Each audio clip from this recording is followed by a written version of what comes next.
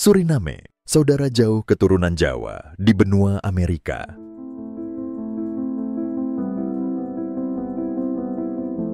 Di belahan dunia yang jauh, tersembunyi sebuah kisah yang jarang terdengar. Suriname, negara kecil di Amerika Selatan, adalah rumah bagi ribuan keturunan Jawa. Bahasa Jawa, budaya, dan tradisi tetap hidup menjadi pengingat sejarah panjang yang dimulai dari masa penjajahan Belanda. Pada akhir abad ke-19, ribuan orang Jawa dipindahkan ke Suriname sebagai buruh tani. Transmigrasi ini berlangsung selama 49 tahun, jauh sebelum Indonesia berdiri sebagai sebuah negara. Perjalanan ini mengubah takdir mereka, melintasi lautan luas, menuju benua yang asing. Taman Rejo, sebuah desa kecil di Suriname, menjadi pusat kehidupan komunitas Jawa.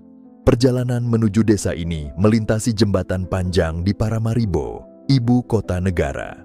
Sungai besar membelah kawasan ini dengan hutan tropis yang masih mendominasi lanskap. 93% dari wilayah Suriname tetap alami dan belum tersentuh. Nama Taman Rejo menyimpan perdebatan pelafalan antara penduduk setempat dan pengunjung. Namun, suasana desa ini terasa sangat akrab. Deretan warung makan menawarkan hidangan khas Jawa seperti nasi goreng dan pisang goreng, membawa aroma dan rasa yang mengingatkan pada Indonesia. Desa Marian Buru menjadi salah satu pusat komunitas Jawa yang signifikan. Rumah-rumah sederhana berdiri di tepi jalan yang tidak beraspal, dikelilingi kebun dan parit yang mengingatkan pada pedesaan di Kalimantan. Wajah-wajah penduduknya memancarkan garis keturunan Jawa yang kuat, mencerminkan warisan nenek moyang mereka. Di desa ini terdapat monumen yang memperingati perjalanan orang-orang Jawa ke Suriname. Pabrik gula tua berdiri sebagai saksi bisu masa lalu, tempat para pendatang pertama kali bekerja. Pada tanggal 9 Agustus 1890, gelombang pertama tiba setelah perjalanan panjang melintasi Batavia, Afrika, Belanda, dan Samudra Atlantik. Perjalanan laut selama 3 bulan menjadi ujian berat bagi mereka yang diangkut ke Suriname. Dokumen-dokumen sejarah di museum di Belanda mencatat nama-nama mereka, mengingatkan betapa sulitnya perjalanan ini. Tidak ada pilihan, hanya tekad untuk bertahan dan membangun kehidupan baru. Namun, peninggalan sejarah di Marian Buru kini menghadapi tantangan. Sebuah museum kecil terlihat tidak terawat, dengan atap berlubang dan tangga yang rusak. Patung-patung yang ada juga mulai kehilangan keindahannya, meski monumen ini tetap menjadi simbol penting bagi generasi selanjutnya. Dataran bernama Plain Ban menjadi tempat peringatan lain.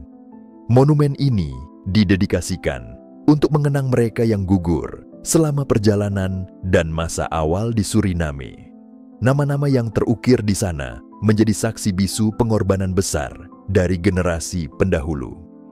Cerita tentang komunitas Jawa di Suriname adalah bagian dari sejarah yang terhubung erat dengan Indonesia. Perjalanan ini bukan hanya tentang pemindahan fisik, tetapi juga tentang kekuatan budaya yang terus bertahan melintasi waktu dan jarak. Kisah mereka adalah pengingat akan akar yang sama, meskipun hidup di tanah yang berbeda.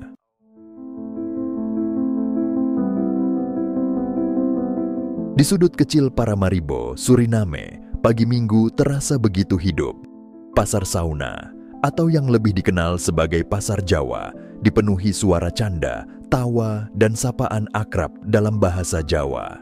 Tempat ini bukan hanya pasar, tetapi juga ruang pertemuan, tempat kenangan masa lalu, bercampur dengan kehidupan sehari-hari.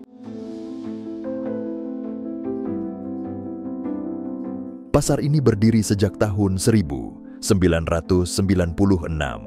awalnya dengan 4 los dan 48 pedagang.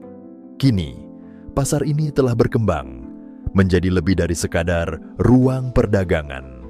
Di antara pagar dan lorong-lorongnya terdapat kehidupan yang penuh cerita, dari mereka yang berjualan makanan khas hingga para pengunjung yang datang dari tempat jauh, bahkan lintas benua.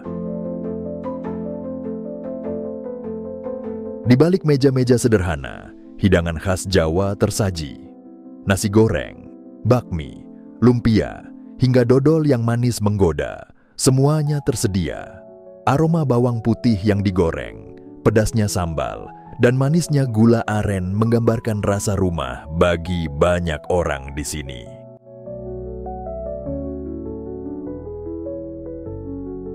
Makanan bukan hanya untuk mengenyangkan, tetapi juga untuk menyambung ingatan akan akar budaya.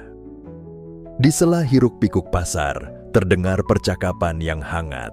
Para pedagang saling bertukar kabar, bertanya tentang cuaca yang mendung, atau tentang dagangan hari itu. "Laris ya Bu?" tanya seorang pembeli. "Alhamdulillah laris. Tapi ya, kalau hujan besar bisa sepi juga," jawab pedagang sambil tersenyum. Pasar ini tidak hanya menjadi tempat jual beli. Di sini, keluarga yang telah lama terpisah bertemu kembali. Ada yang datang dari Kanada atau Belanda hanya untuk menikmati suasana yang tak bisa ditemukan di tempat lain. Sambutan hangat, pelukan erat, dan cerita masa lalu menjadi bagian dari suasana pasar ini. Di sudut lain, pengunjung internasional mencicipi makanan dengan rasa penasaran. "Ini pancake merah muda dengan gula aren dan kelapa, salah satu favorit saya," kata seorang wisatawan. Rasa manis dan harum khasnya membuat makanan ini begitu istimewa.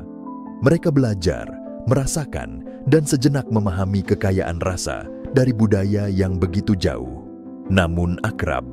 Pasar Jawa ini adalah bukti bagaimana budaya terus bertahan meskipun jarak memisahkan. Di setiap hidangan yang tersaji, tersimpan cerita panjang tentang mereka yang membawa tradisi dari tanah leluhur, melintasi lautan, dan menanamkannya di tanah baru ini. Di tengah keramaian, suara gamelan mengiringi langkah para pengunjung. Bunyi tabuhan itu, meski sederhana, mampu membangkitkan kerinduan akan Jawa.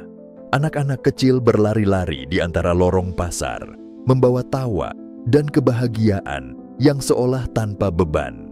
Ketika sore tiba, pasar mulai sepi. Namun, kenangan dan rasa puas dari interaksi yang terjalin tetap melekat di hati setiap pengunjung.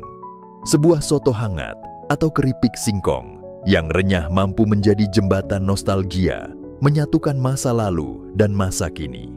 Pasar Sauna adalah bukti nyata bahwa tradisi bukanlah sesuatu yang kaku. Ia hidup, tumbuh, dan beradaptasi bersama komunitasnya.